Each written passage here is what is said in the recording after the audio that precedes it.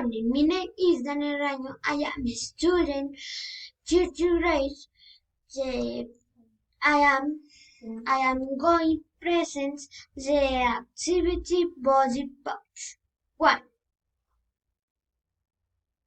One, the pencil on the hair. Two, the pencil on the head. Three, the pencil on his eyes. Four, the pencil on the hair. Five, the pencil on his nose. Six, the pencil on my mouth. Seven, the pencil on my shoulder. Eight, the pencil on my arm. Nine, the pencil on my hand. 10, the pencil on my leg.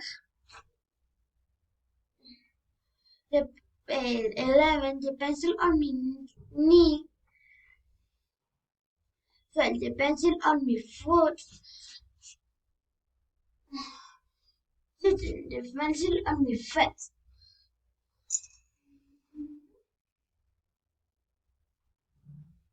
Thank you. Goodbye.